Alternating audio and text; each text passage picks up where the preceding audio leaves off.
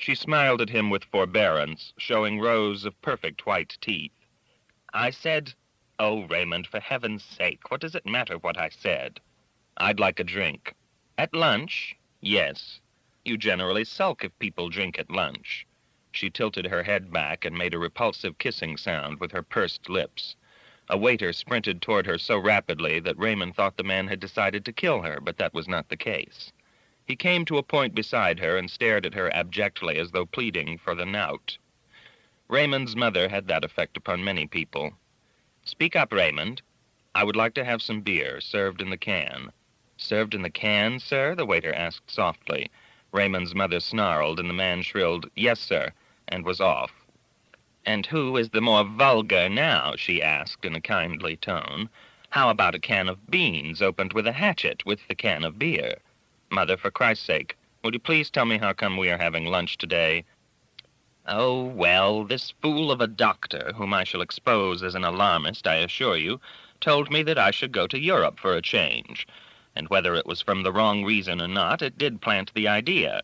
So since I can't go alone, and since it would present too many security difficulties for Johnny to go with me, I wondered, and I most certainly expect you to accept for professional reasons, as I will be traveling as a full accredited representative of the Appropriations, Foreign Relations, and Finance Committees. I will be representing the Senate, you might say, and I will be there to remind the forgetful rulers of Europe and England that the United States was established not as a democracy, but as a federal union and republic that is controlled by the United States Senate at this moment in our history, through a state equality composition designed to maintain this establishment, and that it exists in the present moment of our history to protect minorities from the precipitate and emotional tyranny of majorities. That means, of course, that I will be able to get you into places and cause you to be adjacent to people which neither your newspaper nor your column could reach in a decade of Sundays. I assure you, before you answer as to whether or not you will consent to accompany me, your own mother, on a tour of Europe at no cost whatever to you, that there is no one in the British Isles or on that entire subcontinent of Europe whom you might decide that you would like to meet, and for reasons of publication, should you so choose, that I cannot deliver to you. Should you also decide that you would enjoy extending the already influential syndication of your daily writings to other languages and to foreign newspapers and opinion-molding periodicals, I should think that could be arranged. Furthermore, Raymond's mother was wooing him as she had wooed Johnny Iselin. Raymond's own father must have been a dreamer indeed to have lost her point so far back in the thickening fullness of her youth. "I would love to go to Europe with you this summer, Mother." "Good. We will sail from West 46th Street on June 15 at noon on the United States. My office will mail you the itinerary and hotels and indicate the shape of appointments and meetings, business and social. Would you like to see the Pope?" "No." "I'll do that alone, then. What else?" "Isn't this carpet-bag steak absolutely delicious? Eating it is an absolute sexual experience. What a marvelous conception, steak and oysters, I mean. Johnny eats it all the time, you know." "It figures." "Is there anything I can get done for you in Washington, dear heart?" "No, thank you." Yes, there is something. I have a friend." "A friend? You have a friend?" She stopped chewing for a moment and put her fork down. Sarcasm is the cheapest kind of a crutch to humor, Mother. Please forgive me, Raymond. I was not attempting sarcasm. You must believe that. I was startled. I had never heard you mention a friend in your entire life before. I'm very, very happy that you do have a friend. And you may be sure, darling, that if I may help your friend, I most certainly will be overjoyed to do so. Who is he?" "He's a major in Army intelligence in Washington." Raymond's mother had whipped out an efficient-looking loose-leaf notebook. "His name?" he told her. "Academy?" He said yes. "Would full colonel be what you had in mind?" "That would be fine, I guess. I hope there's some way it can be done without P.I. being stamped all over his personnel file." "What is P.I.?" "Political influence." "Of course they'll stamp P.I. all over his personnel file. Are you out of your mind? What's wrong with letting the board know that he happens to have a little muscle in the right places? Sweet Jesus, Raymond, if it weren't for some P.I., some of the brass we call our leaders would be the oldest crop of second lieutenants in military history. I swear to God, Raymond," his mother said in extreme exasperation, chopping savagely at a large gooseberry tart that glistened with custard filling, "sometimes I think you are the most naive of young men, and when I read your column, I am sure—" "What's wrong with my column?" She held up her hand. Not now. We will reorganize your column aboard ship in June. Right now, let's make your friend a chicken colonel." She looked at her notes. "Now, is there anything negative I should know about this one?" "No. He's a great officer. His father and grandfather and great-grandfather were great officers. You know him from Korea?" "Yes, he led the patrol." Raymond hesitated because mentioning the patrol made him think of that filthy medal again, and of how much his mother had made that medal mean to Johnny Iselin, and what a fool she had made of herself at the White House, and later what a fool Johnny had made of himself in front of the TV cameras and press cameras at that goddamn cheap, rotten, contemptuous luncheon where he had been humiliated. And all of a sudden he saw that it would be possible, too, for him to take a little bit of her skin off painfully and to kick Johnny right between the eyes with the medal nailed to the toe of his boot, so that he, Raymond, would finally have a little pleasure out of that goddamn medal himself, finally and at last. He was patiently quiet until she sensed the meaning of his hesitation and took it up. "Well, there is one thing which the Army might figure as negative. In the past. I think it's all right now." "He's a fairy?" "Ha! This little negative thing, you say you think it's all right now?" "Yes." "You don't think you should tell me what it is? Mother, are you going to put Johnny up for the presidency at the convention next year?" "Raymond, shall we make your friend a colonel or not? I don't think Johnny can make it for the presidency. I may go after the number 2 spot. Will you enter him in the primaries next spring?" "I don't think so. He has too much strength for that. I don't think I need any popularity contests for Johnny. Now, about the negative side of the major." Raymond folded his hands neatly before him on the table. "He's been in Army psychiatric hospitals twice in the past year." "Oh, that's all," she drawled sarcastically and shrugged. "And all the time I thought it might have been something which could present a problem. My God, Raymond, a psycho? Have you ever seen what that looks like when it's stamped across a personnel file?" "It's not what you might think, Mother. You see, due to an experience in Korea, a very vivid experience, he has been suffering from recurring nightmares." "Is that right?" "What happened to him could give anyone nightmares. In fact, it might even give you a nightmare or two after you hear it." "Why?" "Because it's quite a story, and I'm involved in it up to my ears." "How are you involved?" she asked. He told her. When he had finished explaining that Marco had decided to demand his own court-martial to prove falsification and collusion in conjunction with the conferment of that Medal of Honor, savoring each word and each shocked look on his mother's face with great and deep satisfaction, she was the color of milk and her hand trembled. "How dare he?" "Why, Mother, it is his duty. Surely you can see that." "How dare the contemptible, psychoneurotic, useless, filthy little military servant of a—" She choked on it. Raymond was startled at the intensity of her attack. She brought her fist down on the tabletop with full force from 2 feet above it in full tantrum, and the glasses, plates, and silver jumped, and a full water pitcher leaped into the air to crash to the floor. Everyone in the dining room turned to stare, and some stood up to look. A waiter dashed toward the table and went to his hands and knees, fussing with the sopping carpet and the fragments of heavy glass. She kicked him in the thigh as she sat with vicious vigor. "Get out of here, you miserable flunky," she said. The waiter stood up slowly, staring at her, breathing shallowly. Then he left abruptly. She stood up, breathing heavily, with sweat shining on her upper lip. "I'll help your friend, Raymond," she said with violence in her voice. "I'll help him to defame and destroy an American hero. I'll cheer him as he spits upon our flag." She left him there, striding rapidly through knots of people and attendants, shouldering some. Raymond stared after her, knowing he had lost again, but not knowing what he had lost. But he was not dismayed, because losing was Raymond's most constant feeling. She went to the manager's office in the hotel. She brushed past his secretary and slammed the door behind her. She said that she was the wife of Senator John Yerkes Iselin, and that the 2 people then meeting with the manager, 2 barber-pinked businessmen, each wearing a florid carnation, would oblige her by leaving the room. They excused themselves and left immediately, vaguely fearful of being proved communists. She told the manager that it would be necessary to use his office and his telephone, and that it would be necessary for her to have utter privacy, as she would be talking about an emergency matter with the Secretary of Defense at the Pentagon, and that she would greatly appreciate it, in fact, she would regard it as a patriotic service, as would indeed her husband, Senator Iselin, if he were to go to the telephone switchboard in person and direct the placement of the call to the Secretary, reversing the charges and standing by at the operator's shoulder to make sure there was no eavesdropping on the call, a natural and human tendency under the circumstances. Raymond paid the check and wandered about the lobby looking for his mother. He concluded that she had left, so he went out of the hotel on the Fifth Avenue side, deciding to walk back to his office. When he reached the office, he found a message to call Army Intelligence in New York. He called. They asked if he could help them locate Major Bennett Marco. Raymond said he believed Major Marco was presently at his apartment, as he was visiting him in New York. They asked for the telephone number. He gave it to them, explaining that they were not to give it to anyone else, then felt silly having said such a thing to professional investigators. He got busy after that on a call from the governor's press secretary, and the 3 checkup calls that were made necessary by that call.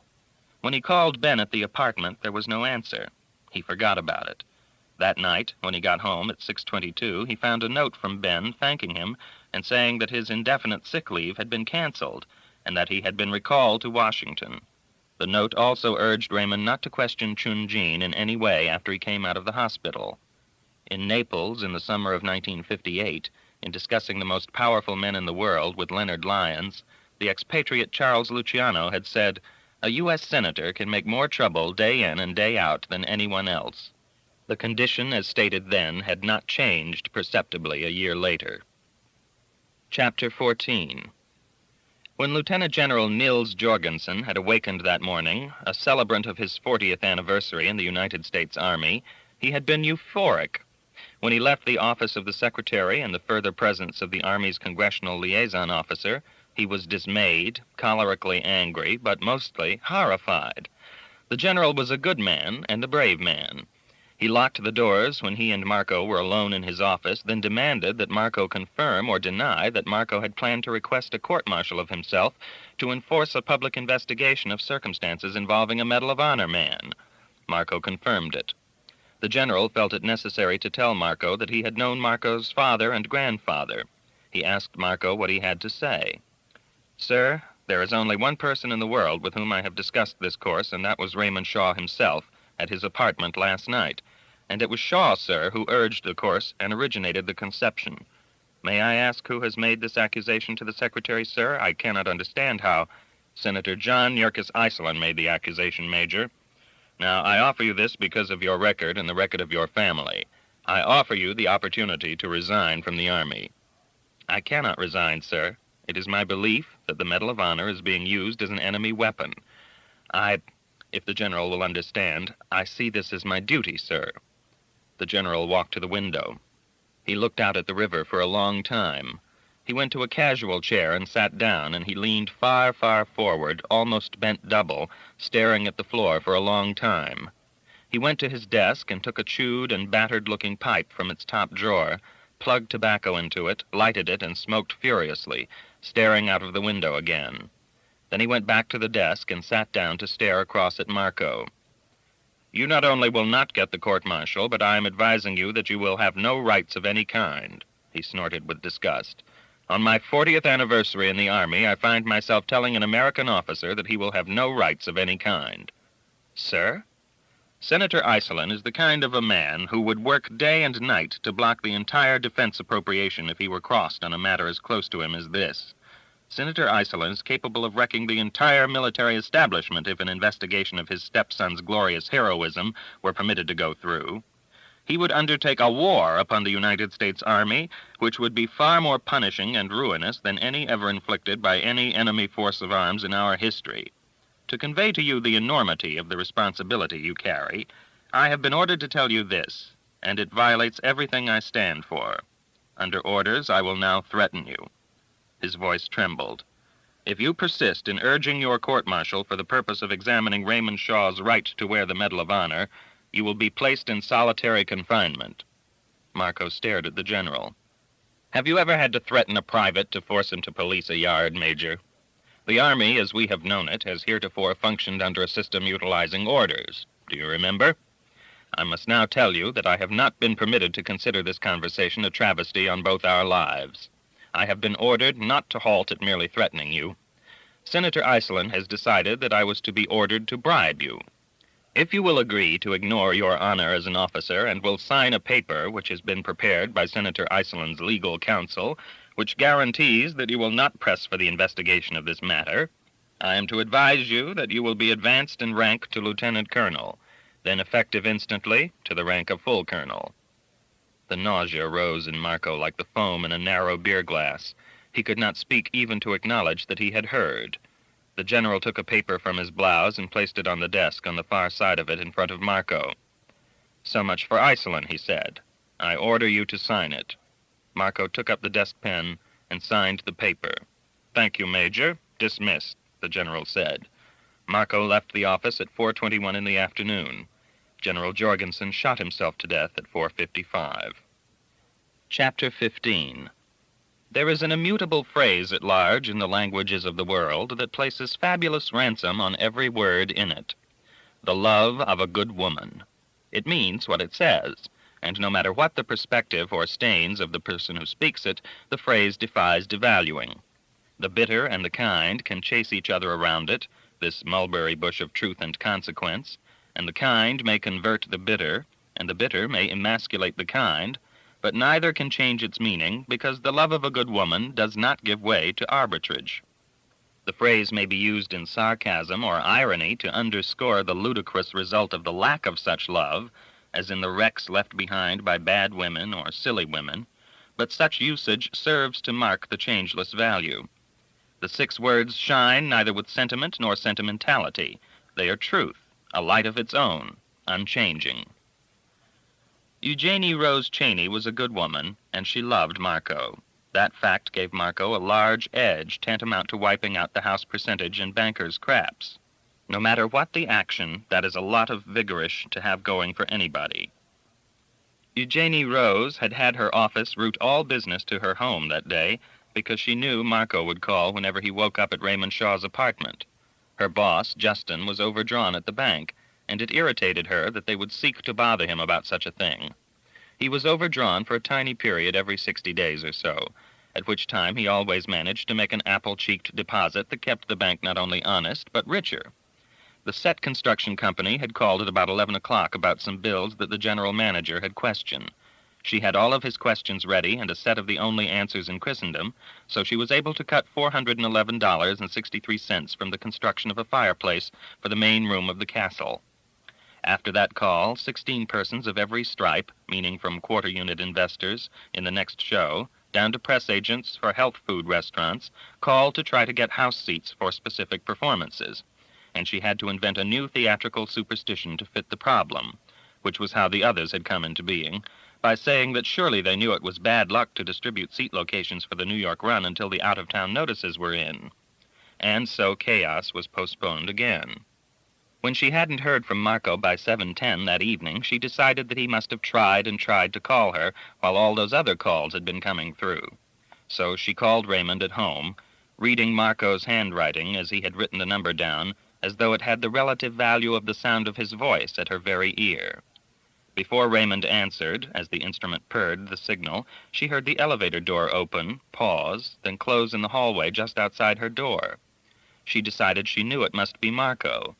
She slammed the phone down and rushed to the door, worrying about her hair, so that she could hold it open and welcome before he could have a chance to ring the bell. He looked terrible. He said, "Let's get married, Rosie." He stepped over the threshold and grabbed her as though she were the rock of the ages. He kissed her. She kicked the door shut. She started to kiss him in return, and it turned his knees to water. "When?" she inquired. "How long does it take in this state? That's how long." She kissed him again and massaged his middle with her pelvis. "I want to marry you, Ben, more than I want to go on eating Italian food, which will give you a slight idea. But we can't get married so quickly." She breathed on him. "Why?" "Ben, you're 39 years old. We met 3 days ago, and that's not enough time to get a bird's-eye view or a microscopic view of anyone.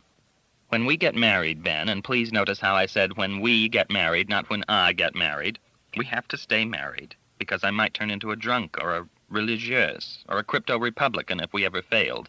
So let's wait a week. A week? Please? Well, all right.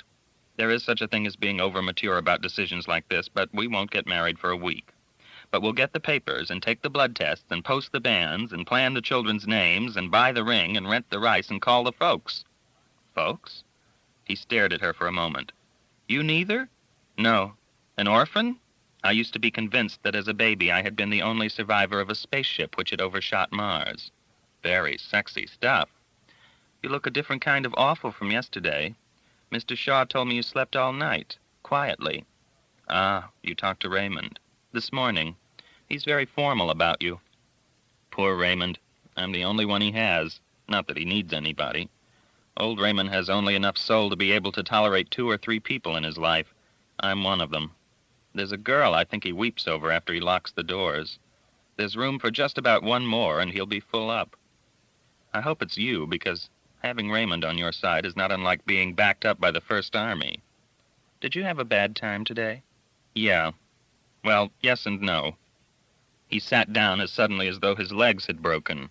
She descended like a great dancer to rest on the floor beside his chair. He rubbed the back of her neck with his right hand, absent-mindedly, but with sensual facility. You are the holiest object I have in the world, he said slowly and with a thick voice.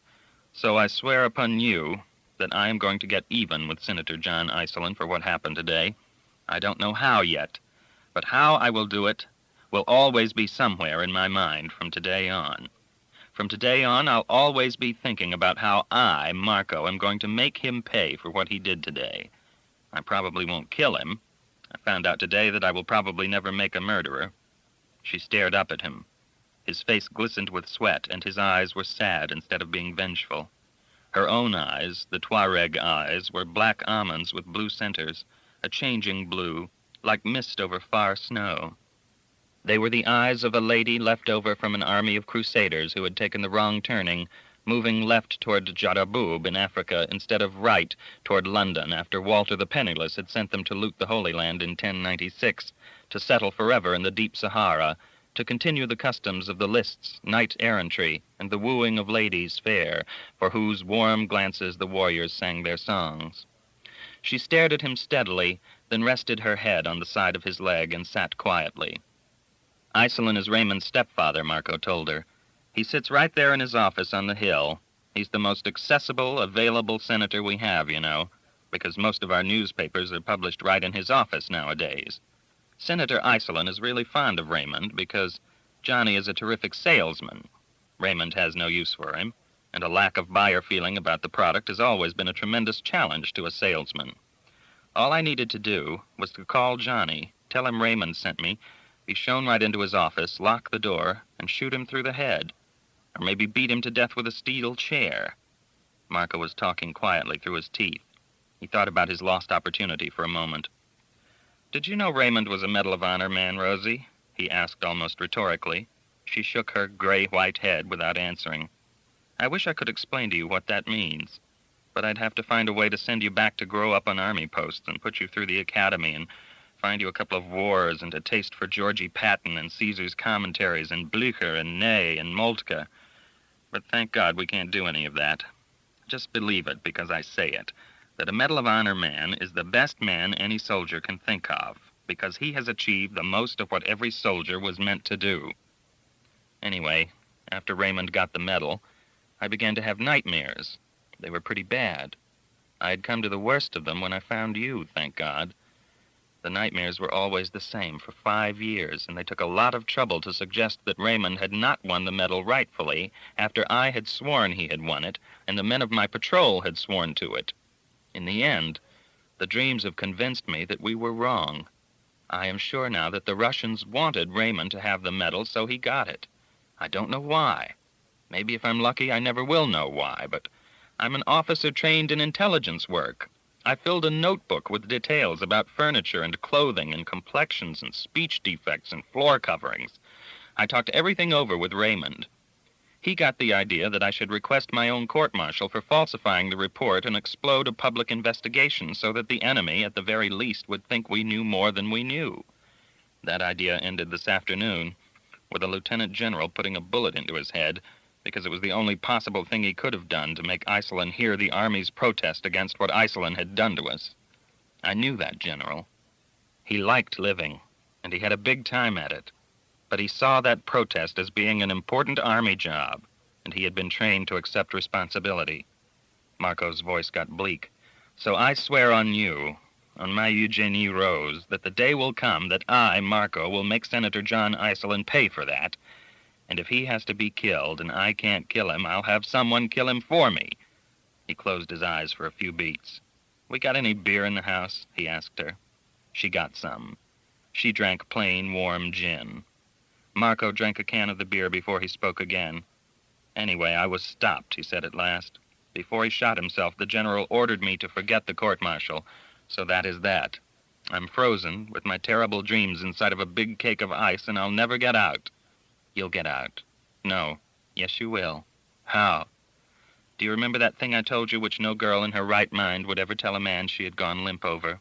About how I called up the man I was engaged to and resigned from the whole idea because you happened to smell so crazy? I thought you just said that to get me to kiss you. His name was Lou Amjack, and you happened to be right. You know, you weren't attracted to me irrevocably only because I smell this way.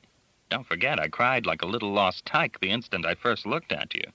Stuff like that is a steamroller for a potential mother. Have you ever done that with another woman? The smell you can't help, but I don't think I could stand sharing your sniveling with another woman. Never mind. That's the kind of stuff that'll come out after we're married. What about Lou Amjack? He's an FBI agent. They're good at their work. I have a whole intuitive thing about how they can help you with that notebook, the Gallant Major's Gypsy Dream Book. I'm Army intelligence, baby. We don't take our laundry to the FBI. Macy's definitely does not tell Gimbels. The way you told it to me, you were Army intelligence. If the FBI can prove you have something worth going on with, then your side will take you back, and you can run the whole thing down yourself. Jesus, isn't it worth trying? Well, yeah, but still. I don't see Lou Amjack going out of his way to help me. After all, you were his girl. He might not be pleasant about it, that's true, but he's an agent of the Federal Bureau of Investigation, and if you've got something in his line, you're not going to be able to shake him. Amjack wasn't entirely pleasant about Marco. In fact, he was particularly surly. Amjack was a skinny man with watery eyes, and when Marco saw them for the first time, he had a hot flash of jealousy go through him, feeling that maybe Eugenie Rose was nearsighted, and that perhaps when she had first seen this guy, she had thought he was crying. Amjack was tall. He had florid skin and sandy hair, freckles all over the backs of his hands, and looked as though he had a tendency to boils on the back of his neck. His hair was fine lanugo, and he couldn't have grown a mustache if he had stayed in bed for a year. He had a jaw like a crocodile, and as he sat in Rosie's small, warm, golden-draped room, which had horrible, large cabbage roses woven into the carpets, and ancient Northern European brewery posters on all walls, separated by mountain goat heads mounted on stained ash, he looked as though he would be happy to be invited to bite Marco's right arm off. When he entered the apartment and had stood staring down, repelled, at Marco, Eugenie Rose had said serenely, "This is Bonnie Benny Marco, the chap I was telling you about, Lou. Benny boy, this here is a typical old-time Seamus right out of Black Mask magazine, name of Lou Amjack." "Did you bring me all the way over here in the rain just to meet this?" Amjack inquired. "Is it raining?" "Yes, I did." "What am I supposed to do, arrest him for impersonating an officer?" Marco figured it would be better just to let the two old friends chat together.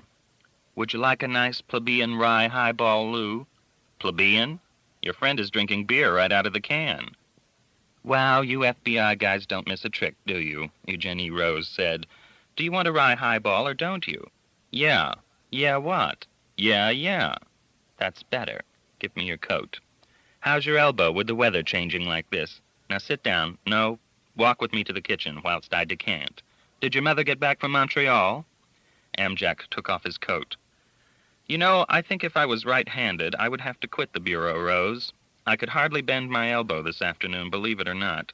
This Dr. Weiler, you met Abe Weiler, the specialist, didn't you, Rose?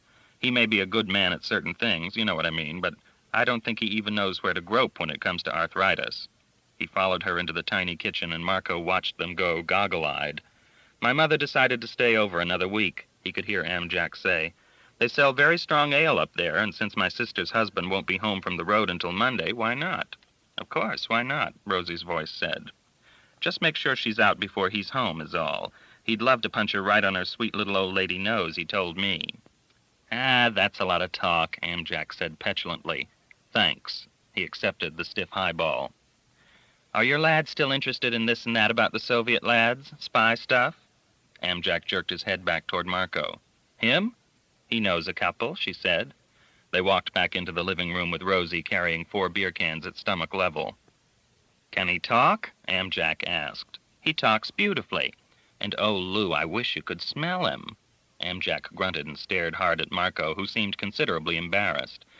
Just the same, I'd like to tell you the story, Rosie said, because you are gradually making Major Marco believe that after 11 years of rooming with you at the academy, he has stolen your wife.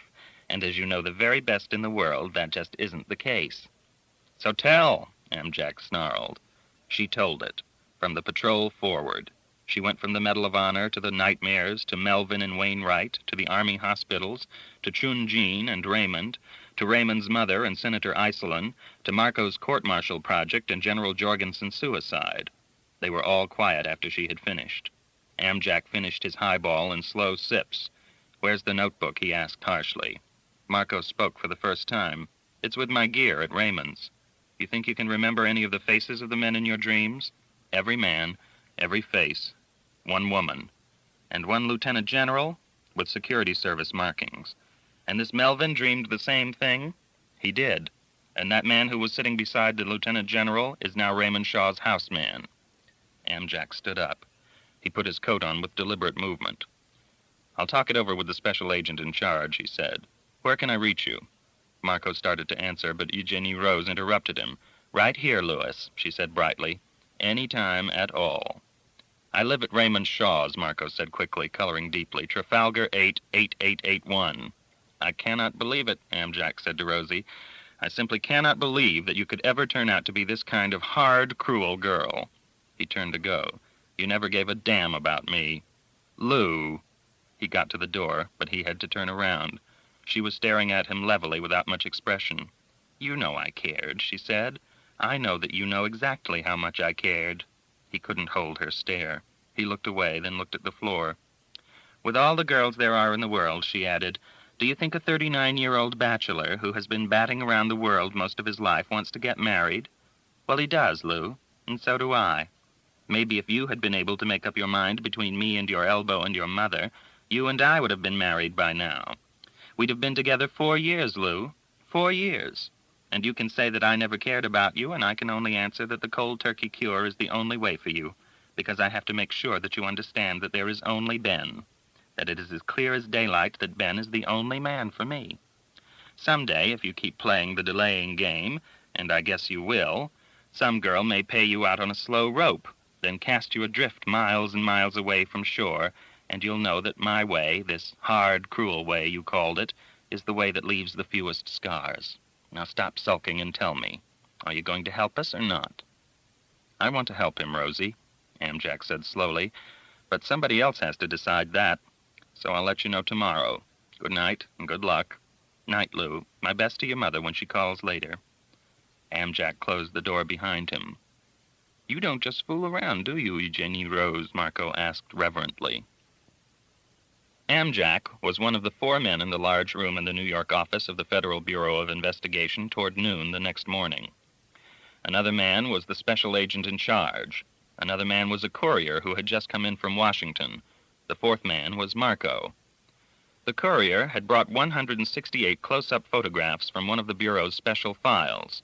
The close-ups included shots of male models, Mexican circus performers, Czech research chemists, Indiana oil men, Canadian athletes, Australian outdoor showmen, Japanese criminals, Asturian miners, French head waiters, Turkish wrestlers, pastoral psychiatrists, marine lawyers, English publishers, and various officials of the USSR, the People's Republic of China, and the Soviet Army.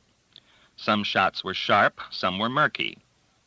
Marco made Mikhail Gomel and Georgy Biryazova the first time through. No one spoke. The second time through, he made Pa Cha, the older Chinese dignitary. He pulled no stiffs, such as North Carolinian literary agents or Basque sheep brokers, because he had done so much studying so well through 5 years of night. The courier and the special agent took the 3 photographs which Marco had chosen and left the room with them to check their classifications against information on file. Marco and Amjak were left in the room. "You go ahead," Marco said to Amjak. "You must have plenty to do. I'll wait." "Ah, shut up," Amjak suggested. Marco sat down at the long polished table, unfolded the New York Times, and was able to complete 2/3 of the crossword puzzle before the special agent and the courier returned. "What else do you remember about these men?" the special agent asked right off before sitting down, which caused Amjak to sit up much straighter and appear as though a dull plastic film had been peeled off his eyes. The courier slid the 3 photographs face up across the table to Marco. "Take your time," the special agent said. Marco didn't need extra time. He picked up the top photograph, which was Gomel's. "This one wears stainless steel false teeth, and he smells like a goat. His voice is loud, and it grates. He's about 5'6", I'd figure, heavy. He wears civilian clothes, but his staff is uniformed, ranging from a full colonel to a first lieutenant. They wear political markings." Marco picked up the shot of the Chinese civilian Pa Cha.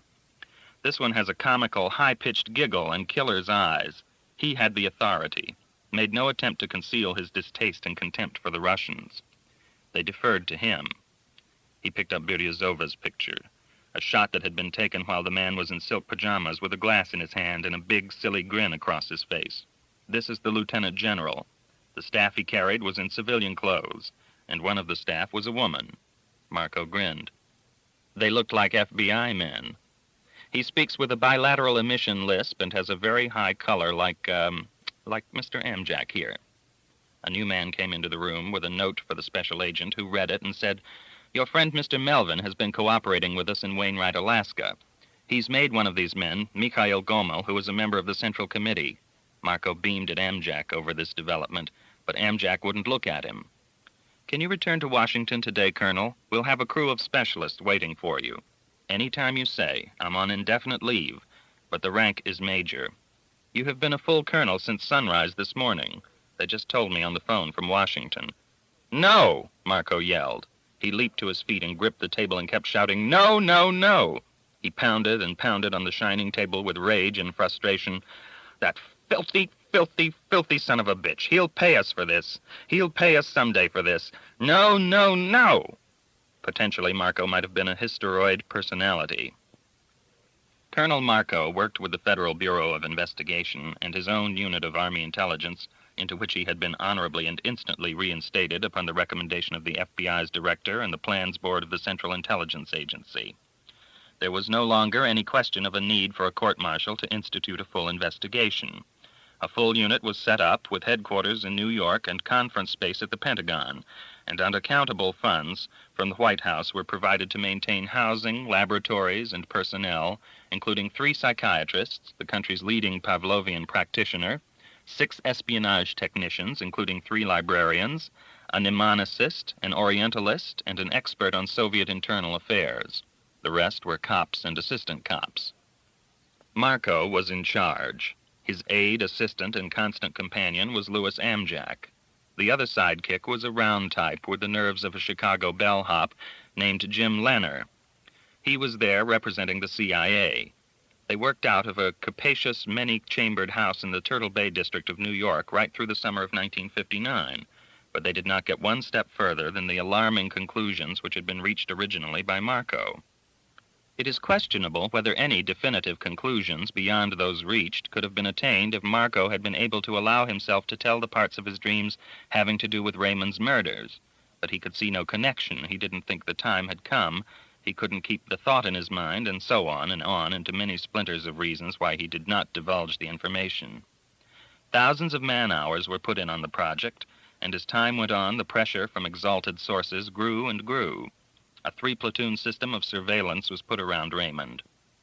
The total cost of the project, which the doctrinaire romantics in the service classified as Operation Enigma, has been estimated at, or in excess of, $634,217 and some change, for travel, salaries, equipment, lease and leasehold improvements, maintenance, and miscellaneous expense, and not a quarter of it was stolen, beyond a few hundred rolls of Tri-X and Hydropan film, but even accountants don't recognize such losses because all photographers everywhere are helpless about film stocks to the point where it is not even considered stealing but is called testing.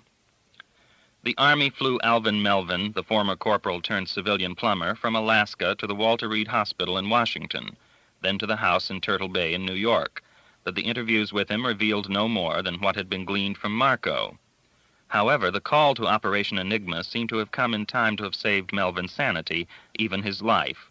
The nightmares had caused a weight loss of 71 pounds. He weighed 103 pounds when picked up at Wainwright. He could not be moved for 17 days while he received high-caloric feeding, but by that time he had talked to Marco. When he learned that what he had dreamed had reached such a point of credibility that it had become one more terrible anxiety for the President of the United States, it seemed as though all dread was removed instantly, enabling Melvin to sleep and eat, dissolving the concretion of his fears. Upon his restoration to active duty, Colonel Marco requested, and was granted, an informal meeting with representative officers of the board. They explained that it would not be possible for Colonel Marco to refuse advancement to the rank he held, but that it was to his great credit that he felt so strongly about the matter. They explained that such an action could disturb legislative relationships in the present climate, so extraordinary that it had to be considered the far, far better part of valor for government establishments to run with the tide. Colonel Marco asked that he be permitted to register his vociferous distaste for Senator Iselin and be allowed to demonstrate that he rejected any and all implied sponsorship of himself by such an infamous source.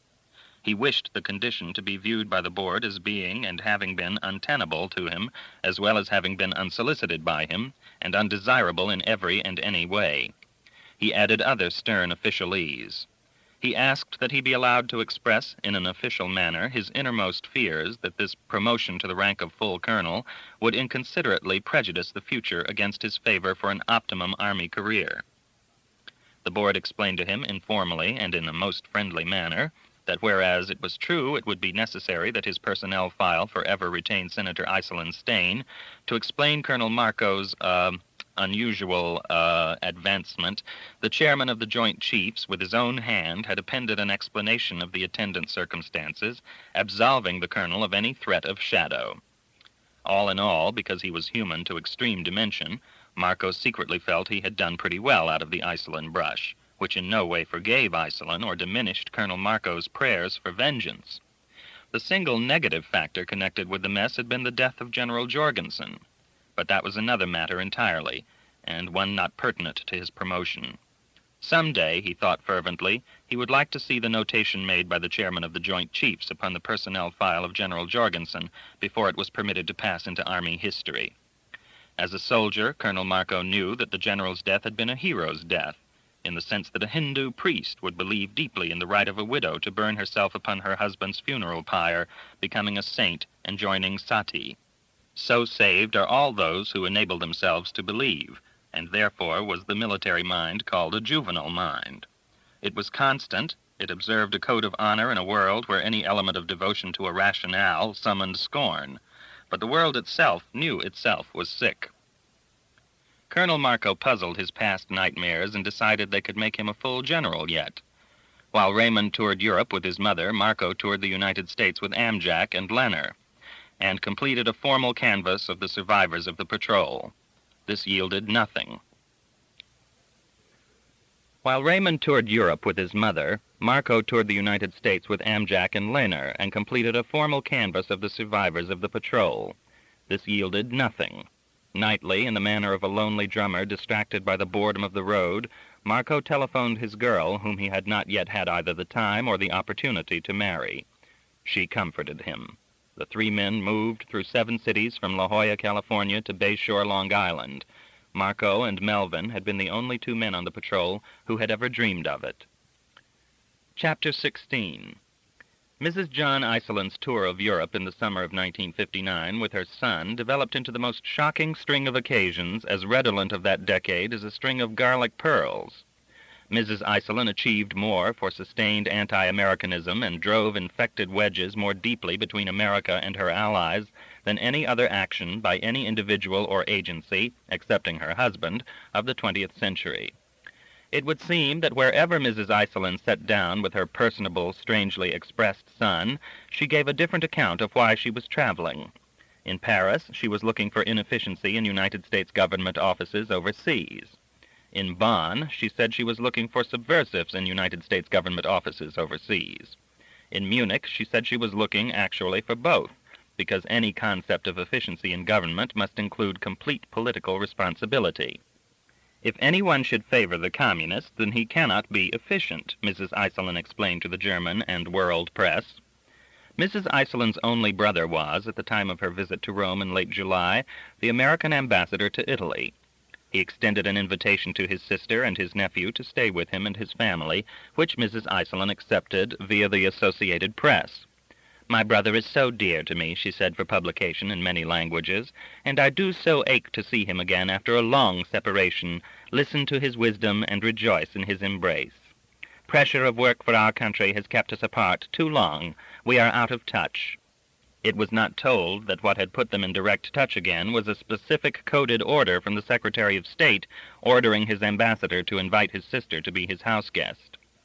Mrs. Iselin moved out of the ambassador's residence to the Grand Hotel on the afternoon of the second day she had been her brother's guests, and immediately called a press conference to explain her action, saying, according to the transcript which was printed in full in the New York Times for July 29, 1959, "In every sense of that melodramatic word, I am standing before you as a torn woman.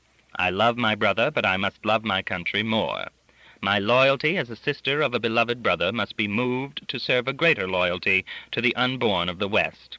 My brother's embassy is wholly directed by American communists under direct manipulation by the Kremlin, and I pray before you today that this is a result of my brother's ineptness and ignorance and not of his villainy." After the press had left, Raymond languidly asked his mother what in the world had ever possessed her to do such an unbelievably malicious thing. "Raymond, dear," his mother said, "in this life one can turn the other cheek in a Christian manner only so many times. A long, long time ago I told that brother of mine that I would see him nailed to the floor, and today he knows that I kidded him not. I kidded him not, Raymond, dear." Mrs. Iselin's brother resigned at once as ambassador to Italy, and his resignation was at once accepted by the State Department and refused by the White House, because Foster had not cleared through Jim, or Jim had not cleared through Foster. For 36 hours thereafter, the matter remained in this exquisite state of balance, until, on return from the greenest kind of rolling countryside in Georgia, the President's will prevailed and the ambassadorship of Raymond's mother's brother was restored, the wisdom of the President's decision being based upon the choleric rages into which the mention of Johnny Iselin's name could throw him. As his wife succeeded with such consistency in gaining so much space in the press of the world, Senator Iselin found it necessary to issue his own directive as to his wife's mission in Europe from Washington. In close-up on television during his formal investigation of atheism in the Department of Agriculture, he said to the millions of devoted viewers throughout the country, "My wife, a brilliant woman, an American who has suffered deeply before this, long before this, in the name of her great and abiding patriotism, was sent abroad as unofficial emissary of the United States Senate to bring back a report on the amount of money that this administration has spent to further the cause of communism in the Western world. It is my holy hope that this will answer the question of certain elements in this country for once and for all with regard to this matter." Alas, the statement did not settle the matter for once and for all, as the President insisted that his minority leader in the Senate make a policy answer to settle Senator Iselin's statement for once and for all. The President, being of the executive branch, overlooked the fact that the minority leader was first a member of the Senate, an establishment which has always taken a dim view of any directives from the executive. The minority leader's text was a model of political compromise. As Senate spokesman, the leader denied, in a sense, that Mrs. Iselin was an official emissary of the United States Senate, although he conceded that the Senate would indeed feel honored to think of her as its unofficial emissary at any time.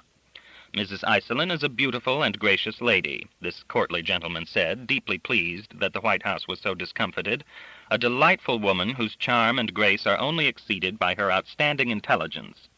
But I do not feel that either she or her distinguished husband would want it said that anyone not actually elected by the great people of the states of the United States to the sacred trust of the United States Senate could be said to represent that body. Say rather that Mrs. Iselin represents America wherever she may be." Applause. The gentleman received a written citation from the Daughters of the American Struggles for Liberty for his gallantry to American womanhood. Citations from the presses of Europe, mainly those of a conservative stripe, took a different tack.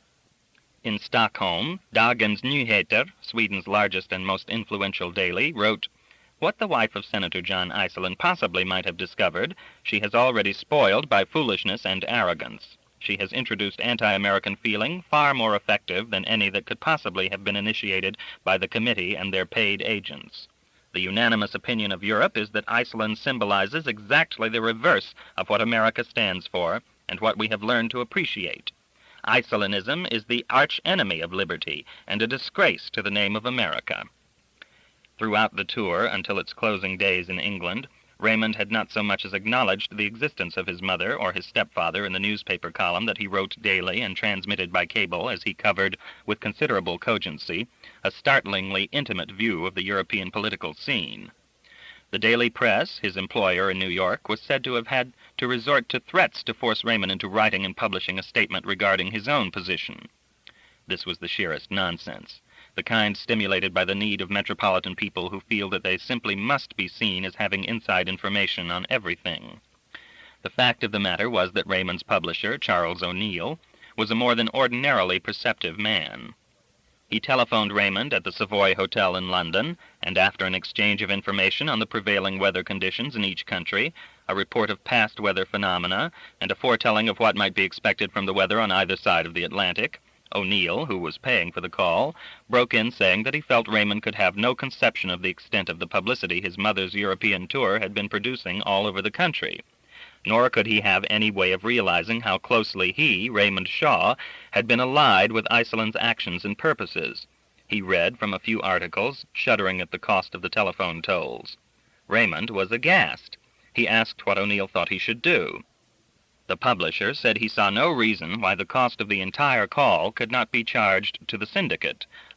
He meant rather that he felt both the paper and Raymond should relent from their fixed position on the matter of Raymond's family being mentioned in his writings, and that Raymond should at once file at least one column of opinion on Iselinism and the present tour. Raymond complied that day, and the column was reprinted more than any other single piece the paper had ever caused to be syndicated, and the toll charges for the call to London were absorbed by the syndicate without the slightest demurral. The column read in part, "I have known John Yerkes Iselin to be an assassin and a blackguard since my boyhood. He lives by attacking. He is the cowardly assassin in politics who strikes from the dark and evil alley of his opportunism. With no exceptions, the justifications for these attacks have been so flimsy as to have no standing either in courts of law or in the minds of individuals capable of differentiating repeated accusation from even a reasonable presumption of guilt. The ultimate result is a threat to national security. Iselin is laying a foundation for the agencies of American government to serve totalitarian ends rather than the government of the United States as we have hitherto known it." Raymond insisted upon reading the dispatch to his mother before he sent it off. He read it in a monotone with a stony face, fearful of the response it would bring. "Oh, for Christ's sake, Raymond," his mother said, "what do you suppose I'm going to do, sue you? I know you aren't asking me, but send the silly thing. Who the hell reads beyond the headlines anyway?" She waved him away contemptuously. "Please, go cable your copy. I'm busy." Raymond was unaware of being in an anomalous position in London after his column on Johnny and his mother appeared in the States. It was reprinted in the English newspapers at once. Writing of his mother's part in what he termed their conspiracy of contempt for man, Raymond had described her as a caricature of the valiant pioneer women of America who loaded the guns while their husbands fought off the encircling savages, in that he saw his mother and Johnny as the savages, and if a nation's blood is its honor and its dignity before the world, then that blood covered their hands. This appeared to be in direct opposition to basic policies of some British newspapers that had made a pretty pound indeed out of that steely treacle of home and mother, so that at least a portion of the press that attended Raymond's mother's farewell conference at the Savoy Hotel viewed Raymond not at all enthusiastically. Had they been able to measure how Raymond viewed them, as he viewed all the world, the shooting would have started straight off. On the other hand, another section of the British press so detested Senator and Mrs. Iselin that it quite approved of Raymond's attack upon his mother. although it would not, of course, ever permit itself to print that view. Both sides had the opportunity to air their views, however indirectly. Before she left London, Mrs. Iceland told the reporters who had assembled in a large room named after a production of Richard D'Oyley Carte that she would urge her husband's Senate committee to investigate the Labour Party of Great Britain, as she had assembled documentary proof that it was a nest of socialists and crypto-communists, and that this political party could, if returned to power, smash the alliance upon which the friendship of our two great nations has been based, and, under the guise of honest difference of opinion, sabotage the great American purpose before the world. It was as though the great glacier had slid down from the top of the world and enveloped the hotel. 60 men and women stood staring at her, their chins resting comfortably on their chests, mouths wide open, eyes glazed. One gentleman of Fleet Street threw his full glass of whiskey and water backward over his head in a high arc to crash in the corner of the large room, rather than drink it, which is criticism indeed from a newspaperman of any country. He said, "Madam, my name is Joseph Pole of the Daily Advocate-Journal. I repudiate you, your husband, and your most peculiar son." He turned to a lady journalist on his left and took the highball from her hand. "May I?" he asked. Then he threw the contents of the drink into Mrs. Iceland's ankles. Raymond knocked him right through the throng. At this juncture, that portion of the journalistic group which had objected to Raymond in the first place for having attacked the profitable institution of motherhood in his column, took this chance to strike out at him, while the group which had secretly approved Raymond's utter public rejection of his mother now saw their chance to have at her themselves, and were led forward by female colleagues brandishing raised umbrellas. The result was a melee. Mrs. Iceland swung chairs, water carafes, and broken whiskey bottles, doing most painful damage, but emerging physically unharmed. Raymond laid about him with his extraordinary strength and his natural antipathy. The news photographers present very nearly swooned with ecstasy over the turn taken, for from every British newspaper reader's point of view, here was Icelandism in action, with British righteousness whacking it over the head. Beginning with the very next editions, the British press indulged in its own sort of good-natured London journalists' fun, which could be described by the subject of their reporting as being an experience not unlike falling nude into a morass of itching powder, while two sadistic dentists drilled into one's teeth at the instant of apogee of alcoholic history's most profligate hangover.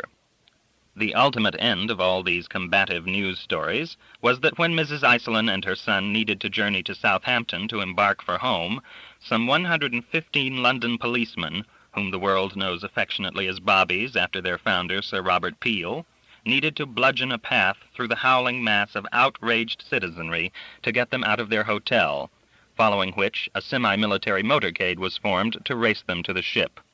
The entire incident was a stiff test of Anglo-American relations beyond a doubt, and somewhat scored John Iceland's own lack of popular favor in the British Isles. While Raymond had been in Paris in late June, a member of the French Chamber of Deputies, who was co-leader of the political party having the record of greatest resistance to the government then in power, was assassinated in his Hôtel Particulier en Rue Louis David in the 16th arrondissement, baffling police and security agencies. While Raymond was in London, on the evening before his mother's famous debate with the British press, a peer who was greatly admired for having articulated a liberal, humanistic, and forward-looking life as publisher of a chain of national newspapers and periodicals, Lord Maurice Croftnall, was murdered while he slept. There was not a clue as to the identity or motivation of his killer. Chapter 17. Raymond's ship docked in New York on a Wednesday in late August 1959. He reported for work at the Daily Press early Thursday morning. Marco called him and made a date to meet him at 4 o'clock in Hungarian Charlie's, the saloon across the street from the paper, saying he would be bringing 2 of his sidekicks with him if Raymond wouldn't mind. Raymond didn't mind. The 4 men sat at a table far in the rear of the saloon, which was a solid, practical saloon set up to sell a maximum amount of booze, and with careful attention to unsanitary-seeming decor. A little dirt here, a little grease there, a minimum amount of food, which, after all, has a tendency to spoil after a week or so, and can be a loss. The air was nearly gelid from the huge air-conditioning unit that looked big enough to chill an automobile assembly plant. A giant jukebox manufactured by the Giant Jukebox Company of Arcana, Illinois, was belting everything living right over the head with a loudly lovable old standard out of Memphis, Tennessee, in which the rhyme of the proper name Betty Lou and the plural noun shoes were repeated in a Kalikakian couplet over and over again. A giant jukebox is constructed to make a sound like two full-sized, decibel-pregnant jukeboxes going at top volume at the same time, but two separate jukeboxes, each playing a different tune, each in a different tempo, and if possible in a different language. The joint was noisy from opening to closing because Hungarian Charlie liked noise and was, in every vocal manner, very much like a giant jukebox himself. After minimum handshaking and ordering a highball for Amjak and Leonard and beers for Raymond and himself, Marco went right to business by asking Raymond to tell his version of the battle action, which Raymond did forthwith and in detail, utilizing only the future tense and verb forms. Leonard carried the tape recorder in a shoulder sling.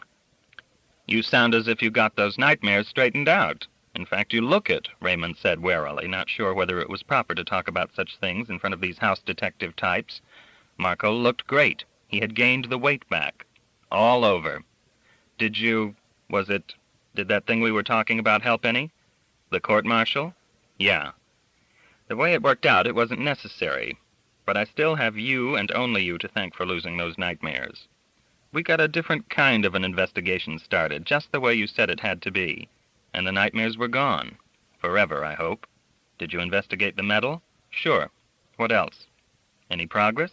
Slow, but good. Is it working out the way we thought? Yeah, right down the line. The medal is a phony? It certainly looks that way. I knew it! I knew it! Raymond looked from Amjak to Leonard, shaking his head in awed disbelief. How about that? He asked with mystification. Will you tell me why a lot of communist brass would want to steal a Medal of Honor for a complete stranger? Amjak didn't answer. He seemed embarrassed about something.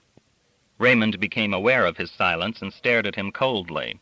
It was a rhetorical question, he said haughtily. Amjak coughed. He said, "It scares hell out of us if you want the truth, Mr. Shaw. We've run out of ideas, and we don't know where else to look, if that gives you some idea."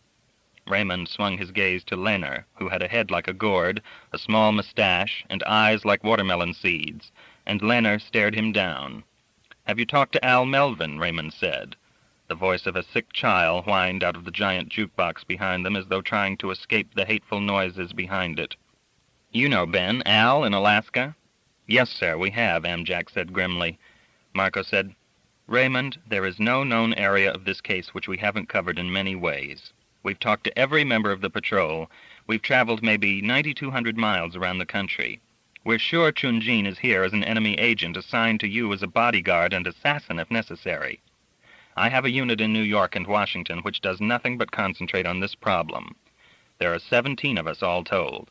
Mr. Amjak is on loan from the FBI, and Mr. Leonard is with us as an expert from Central Intelligence. Working on that riddle of why the enemy should go to enormous trouble to secure the Medal of Honor for you is all I do, day and night. It's all Amjak and Leonard do. It's all the 17 of us do. And the White House wants to know what happened in a report every week, and a copy of that report goes to the Joint Chiefs. And you want to hear something offbeat, Raymond? I mean something that will throw this out of context for a moment to let you see what a unique person you have become. A copy of the report goes to the Prime Ministers of Britain and Canada and to the President of Mexico." "But what the hell for?" Raymond seemed outraged at this invasion, as though he were being shared by 4 heads of government. "What the hell do the Mexicans and the bloody British who tried to kill my mother, incidentally, have to do with that lousy medal?" Leonard tapped Raymond on the forearm. Raymond looked at him, drawing his arm away. "Why don't you listen?" Leonard said. "If you talk, you can't learn anything." "Don't touch me again," Raymond said. "If you want to remain here with us doing your clerk's tasks and waiting for your pension, do not touch me again." He looked at Marco. "Continue, Ben," he said equably. "It is our considered opinion," Marco said, "that we are moving into the area of action which will reveal why they wanted you to have the Medal of Honor. The patrol happened in 1951. Chunjin didn't arrive to take up his duties until 59. 8 years lapse. Whatever is going to happen soon. You're a marked man, Raymond. They've marked you, and they guard you. We've marked you. Am I frightening you, Raymond?" "Me?" Nothing frightened Raymond. A man needs to have something to lose to become frightened. Even only one thing that is his and that he values will make it possible for threat to scare a man, but Raymond had nothing. That's why I explained to our unit, and that's why our psychiatrist had projected on you that attitude, that fearlessness, you know. But I have to frighten you, Raymond, because we need you to think of yourself as some kind of time bomb with a fuse 8 years long. You walk barefooted on the edge of a razor. Only you will know when the change comes, when the mission is divulged, when your move is to be made, and it can only end one way. Your country, my country, this country will have to be in danger from you, and you will be expected to do exactly as you have been told or will be told. They got inside your mind. They did. I swear before God. Ah! Raymond disliked this kind of talk. It sickened him. What kind of a world of fondlers had this become? Why did Marco have to say that those thick-necked pigs were inside his mind? I told you that we talked to every member of the patrol this summer. You know what they said about you, every one of them? That you were the greatest, warmest, most wonderful single guy they had ever met. They remembered you with love and affection, Raymond. Isn't that funny? Funny? It's ludicrous. How do you account for it? Raymond shrugged and grimaced. I saved their lives. I mean, they thought I'd saved their lives. I suppose the poor slobs were grateful. I don't think so. I've had to work all this out with our psychiatrist because I don't have a very objective view either. But my actual memory is that there was a broad chasm between you and those men before the patrol. They didn't hate you. They seemed rather to fear your scorn, you know. You had a way of freezing their dislike and keeping them uneasy and off balance.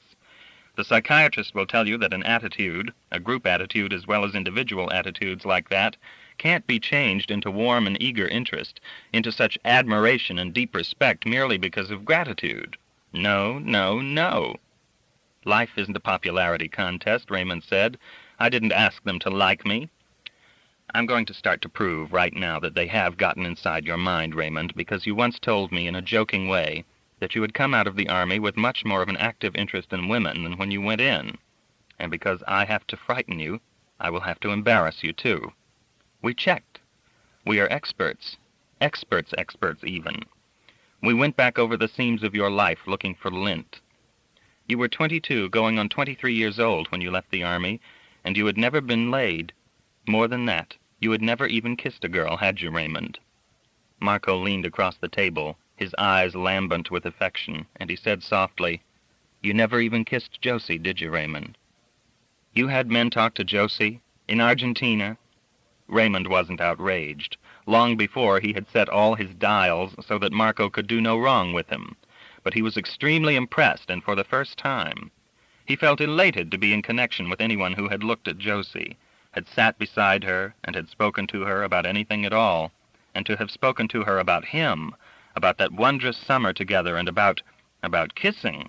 He felt as though his eyes had climbed into the upper space above the earth, and that he could see himself as he sat in Hungarian Charlie's, and at the same time watch sweet, sweet Josie as she sat in a bower, under pink roses, knitting something soft and warm in the Argentine. I had to know, and I had to make you understand that going 10,000 miles and back for the answer to one question is very little to do in the face of the pressure and the threat that is implied. But Ben, Josie, well, after all, Josie. That's why I brought these two strangers, the only reason. Do you think I would talk about such things, things which I know are sacred to you, when I also know that nothing else in this whole world is sacred to you, in front of two strangers, if I wasn't desperate to get through to you? Raymond did not answer. He was thinking about Josie, the Josie he had lost and would never find again. They are inside your mind, deep, now, for 8 years. One of their guys with a big sense of humor thought it would be a great gag to throw you a bone for all the trouble they were going to put you to, and fix it up inside your head so that all of a sudden you'd get interested in girls, see? It meant nothing to them. It was only a gratuitous gesture, a quarter tip to the men's room attendant, considering all the other things they were going to do inside your head, and have already done from inside your head. Stop it. Stop it, goddammit, Ben. I will not listen to this. You nauseate me. Stop saying that people and things and a lot of outside filth are inside my head. Just say it some other way if you have to talk to me. Just say it some other way. And what the hell are you talking about? What have they already done from inside my head? Don't shout, Lehner said. Take it easy. However, he did not touch Raymond this time. The giant jukebox had found a giant guitar. It was being strummed insanely, alternating between two of the most simply constructed chords, while a farmer's voice bellowed cretinous rhymes above it. Marco stared at Raymond compassionately and held his gaze for a long moment before he said, "You murdered Mavoli and Bobby Lembeck, kid." "What? What?" Raymond pushed at the table, but his back was against the wall, literally as well as figuratively, so that he could not move backward to escape the words. His glaucous eyes and the long, bony face held some of the terror seen in the eyes of a horse falling on ice.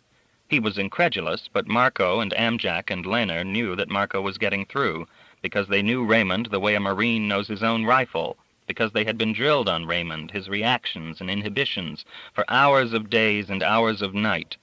You killed them. Not your fault. They just used your body the way they would use any other machine. You strangled Mavoli and you shot Bobby. In the dream. Yes. Raymond was unutterably relieved. He had been greatly startled, but at last things had been returned to reality. These men with Marco were captives of their belief in that unfortunate man's delusion, which had almost cost him his sanity late the year before. Everything fell into place for Raymond as he understood the motivation of all this fantasy. Ben was his friend, and Raymond would not let him down. He would go right along as he was supposed to, becoming agitated now and then, if necessary, because Ben looked as though he had regained his health and his ability to sleep, and Raymond would have fought off an army to preserve that. The dream happened again and again in my sleep because it had happened so indelibly in my life. I have to frighten you, Raymond. If you can live in continuous fear, perhaps we can force you to see what we aren't able to discover. Whenever it happens, this thing that has been set to happen, we have to find some way to reach you, to give you new reflexes so that you will do whatever we will tell you to do, even kill yourself if that has to be, the instant that you know what it is that they have built you to do. They made you into a killer. They are inside your mind now, Raymond, and you are helpless. You are a host body, and they are feeding on you. But because of the way we live, we can't execute you or lock you up to stop you." Raymond did not need to simulate alarm. Every time Marco told him of the invasion of his person by those people, it made him wince, and to think of himself as a host body on which they were feeding almost made him cry out or stand up and run out of the saloon. His voice became different. It was not the flat, undeining drawl. It was a voice he might have borrowed from an Errol Flynn movie in which the actor faced immolation with hopeless, resigned gallantry. It was a new voice for him, one he created specifically to help his friend through the maze of his fantasy, and it was most convincing. "What do you want?" the hoarsened new voice said. Marco's voice attacked. It moved like a starving rodent which gnaws at flaws behind the doors, mad to get through to an unknown trove of crazing scent on the other side. "Will you submit voluntarily to a brainwashing?" that voice asked. "Yes," Raymond answered. The giant jukebox spat the sounds out as though trying to break the rows upon rows of shining bottles behind the bar. Friday morning, just before noon, a psychiatric and biochemical task force began to work Raymond over on the 4th floor of the large house in the Turtle Bay district. The total effort exhausted and frustrated both the scientists and the policemen. The effect of the narcotics, techniques, and suggestions which resulted in deep hypnosis for Raymond achieved a result that approximated the impact of an entire 25-cent jar of F.W. Woolworth vanishing cream might have on vanishing an aircraft carrier of the Forrestal class when rubbed into the armor plate. They were unable to dredge up one mote of information. Under the deep hypnosis, loaded to the eyes with a cocktail of truth serums, Raymond demonstrated that he could not remember his name, his color, his sex, his age, or his existence. Before he had been put under, he had been willing to divulge anything within his power. In catalepsy, his mind seemed to have been sealed off as an atomic reactor is separated from the rest of a submarine. It all served to confirm what they already knew. Raymond had been brainwashed by a master of exalted skill. The valiant, long-cherished hope that they would be able to counterplant suggestion within Raymond's already dominated unconscious mind never had a chance of being put into work. When it was over, the medical staff wanted to tell Raymond that the explorations had been entirely successful, on the grounds that he was able to accept suggestion with his conscious mind. But Marco overruled that. He said he would tell Raymond that he was beyond their reach, that he was going to be directed entirely by the enemy, that they could not help him, but that they had to stop him, and that they would stop him. Marco wanted Raymond to stay scared as much as he disbelieved that Raymond could sustain any feeling. After that first afternoon when Marco had poured it on him in Hungarian Charlie's, Raymond had dug into what he was determined to maintain as a fixed position. He was a lucid man. He knew he was in excellent health, mental and physical. He knew Marco's health was a long way from what it had once been. He knew it was Marco who had been having the nightmares and breakdowns, and that for unknown reasons, probably relative to the phrase, "the army takes care of its own," his commanders had decided to humor Marco.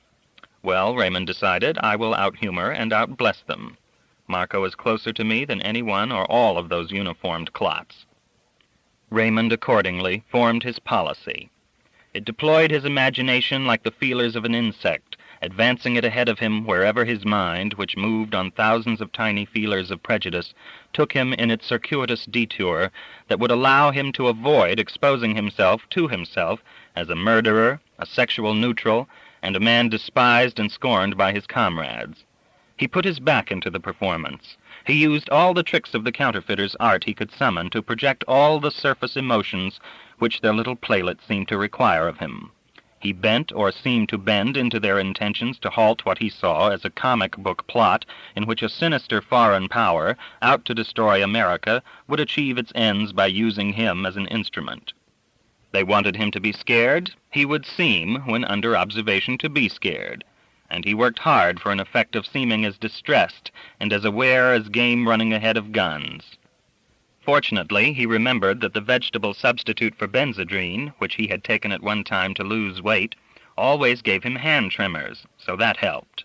He knew that a double dose or more of it could produce an authentic crying jag in him with uncontrollable tears and generally distraught conduct, so that helped. Marco's surveillance teams duly reported his purchases of this drug, and the unit's psychological specialist confirmed the side effects they would produce. So Marco was not deceived by Raymond's somewhat piteous conduct from time to time. He was very proud of Raymond, however, because he could see that Raymond was going to intolerable trouble, for Raymond, to meet Marco's urgent requirements. But the discouraging and depressing fact remained that all of them were armless in their attempt to stave off shapeless disaster. However, there was one relentless, inexorable strength on Marco's side. In combination or singly, the Federal Bureau of Investigation, Army Intelligence, and the Central Intelligence Agency represented maximum police efficiency. Such efficiency suspends the law of averages and flattens defeat with patience. Chapter 18. Eugenie Rose was in Boston with Justin's new musical show, which secretly had been based upon a map of the heavens issued by the National Geographic Society 2 years before. Marco planned to join her the next day. She and Marco talked on the telephone at odd hours. They were still dedicated to an early marriage and seemed more than ever convinced that in a world apparently so populated no one else existed. It was Christmas Eve. Raymond had invited Marco for dinner, telephoning him from the office to say that he had given Chun-Jin the night off and that Chun-Jin had resisted. Marco said that was because Chun-Jin was undoubtedly a Buddhist and not a celebrant at Christmas. Raymond said he was sure Chun-Jin was not a Buddhist because he left books by Mary Baker Eddy around the pantry and kitchen and was forever smiling. Marco said he felt a sense of disappointment at that news because he had figured that if he sent Chun-Jin a Christmas card, Chun-Jin would then be obligated to send him a card on Buddha's birthday or lose face. Marco arrived at Raymond's apartment at 7 o'clock and brought 2 bottles of cold champagne with him. Unfortunately for the hangovers the following day, Raymond had also put 2 quarts of champagne in the refrigerator. They decided they would sidle toward food a little later and settle down in Raymond's office behind the big window, and with commendable seasonal cooperation it began to snow large goose feathers, a present from the birthday boy himself, in lieu of peace on earth. After 2 goblets of the golden bubbles, Raymond reached under his chair and stiffly handed Marco a large, gift-wrapped package. "Merry Christmas," he said. "It has been good to know you." Raymond, saying those words, sounded more touching than anyone else who could have said them, because, while Raymond had been marooned in time and on Earth and in all the pit-black darkness of interstellar space, Marco was the only other being, except Josie, who had acknowledged he was there. Marco ripped away the elegant gold and blue paper, revealing the 3 volumes of Fuller's A Military History of the Western World, rebound in limp Morocco leather. Marco held onto the books with one hand and pounded the embarrassed, grinning Raymond with the other. Then he put the books upon the desk and reached into his pocket. "And a merry, merry Christmas to you, too, young man," he sang out, handing Raymond a long, flat envelope. Raymond started to open the envelope, slowly and with wonderment. "Wait, wait," Marco said. He hurried to the record player, shuffled through some albums, and slid out a 12-inch record of Christmas carols. The machine conferred silvered voices upon them, singing, "We Three Kings of Orient Are." "Okay, proceed," Marco said. Raymond opened the envelope and found a gift certificate in the amount of $50 to be drawn on Les Pyramides of Middle Broadway, the Gitlitz delicatessen. The frosty carols swelled around them as Raymond smiled his always touching smile at the gift in his hands. "We 3 kings of Orient are, bearing gifts we traverse afar, field and fountain, moor and mountain, following yonder star. O star of wonder, star of night, star with royal beauty bright, westward leading, still proceeding, guide us to the perfect light." Marco thought of their own 3 kings of Orient, Gommel, Beryazova, and that old Chinese who had handed Raymond the gun to kill Bobby Lembeck. Raymond said, "What a wonderful present. I mean, who else in the world but you could even think of such a wonderful present? This, well, it's simply great, that's what it is." They sat down again, fulfilled by giving. They watched the snow, listened to the Männer Gesangverein, finished the first bottle of wine, and overflowed with Christmas spirit. Raymond was opening the second bottle when he said steadily, "Josie's husband died." "Yeah?" Marco sat straight up. "When?" "Last week." "How'd you find out?" "Mother told me. She had told the embassy to keep an eye on Josie. They told her." "What are you going to do?" "I saw Senator Jordan. We're pretty good friends. At first it was hard because Mother had told him I was a pervert and that they would have to save Josie from me, but in a way he had to see me because he's in politics and I'm a newspaper man. After a while, when we reached an understanding about what a monster my mother is, we were able to get to be pretty good friends. I asked him if I could help in any way. The paper has an office there. He said no. He said the best thing I could do would be to wait and give Josie a chance to recover. Then, if she doesn't start for home in 6 months, say, he thinks maybe I should go down there and get her. At least go down there and ask her, you know?" "I take it your mother isn't against Josie anymore?" "No." "Some switch. Try not to laugh, and so will I, but that is exactly the case. Some switch. Josie's father has become very big in his party, particularly in the Senate. Mother saw it coming before anyone else, and she's done everything she can to be fast friends with him, but he isn't having any. So I guess she decided if she couldn't get him on their side positively, she could cancel him out by marrying me off to his daughter, little knowing that I incite Senator Jordan against her and Johnny more than any other one agency excepting their own lovable personalities. What a doll! If she were my wife, I'd probably be Generalissimo Trujillo by now, at least. At least. So she thinks it might be a good idea for you and Josie to get married. That is the general feeling I am allowed to get. How did Josie's husband die?" "That is a good, morbid question. It just so happens he was struck down by an unknown hand in a flash riot in a town called Tucumán. He was an agronomist." "What has that got to do with it?" "Well, I guess that's how he happened not to be in Buenos Aires with Josie." "Have you written to her?" Raymond looked out of the window at the snow and the night and shook his head. "If you think I can, I'd like to help you with the letter." "You'll have to help me," Raymond said simply. "I can't do it. I can't even get started. I want to write her and tell her things, but I have those 8 years choking me." "It's all a matter of tone, not so much words," Marco explained, not having the faintest idea of what he was talking about, but knowing he was light years ahead of Raymond in knowledge of human communication. "Sure, wait, if that feels right. But no 6 months. I think we should get a letter off fairly soon. You know, a letter of condolence. That would be a natural icebreaker. Then after that, we'll slide into the big letter. But don't wait too long. You'll have to get it over with, so you'll both know for once and for all." "Know what?" "Whether, well, she should know that you want her, and you have to know whether she wants you." "She has to. What would I do if she didn't?" "You've been managing to get along." No, it won't do, Ben. That is not enough. I may not have much coming to me, but I have more coming to me than I'm getting." Listen, kid, if that's the way it's going to be, then that's the way. Now take it easy and please figure on one step at a time. Sure, I'm willing. You've got to give the thing time. Sure, that's what Senator Jordan said. Major General Francis Fightin' Frank Bollinger, a long-time admirer of John Big John Iselin, consented with a great deal of pleasure to Raymond's mother's suggestion that he had a committee of patriots called 10 Million Americans Mobilizing for Tomorrow. This was at a small dinner, so small that it fed only Johnny, the General, and Mrs. Iselin at the Iselin residence in Washington in January 1960. Bollinger pledged with all of his big heart that on the morning of the opening of his party's presidential nominating convention to be held at Madison Square Garden in July, he would deliver 1 million signatures of 1 million patriots petitioning that John Yerkes Iselin be named the party's candidate for the presidency. General Bollinger had retired from active duty to take up the helm of the largest dog food company the world had ever known.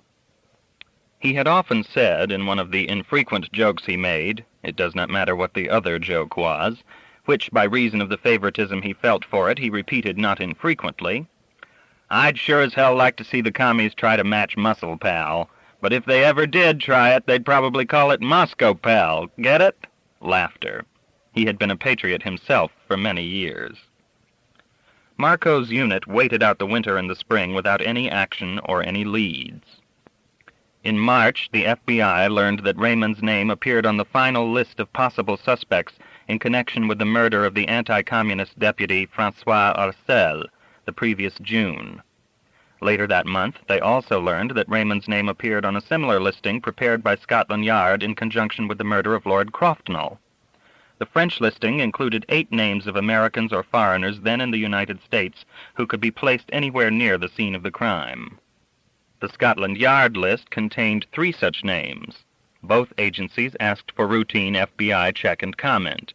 Raymond's name was the only name to appear on both listings.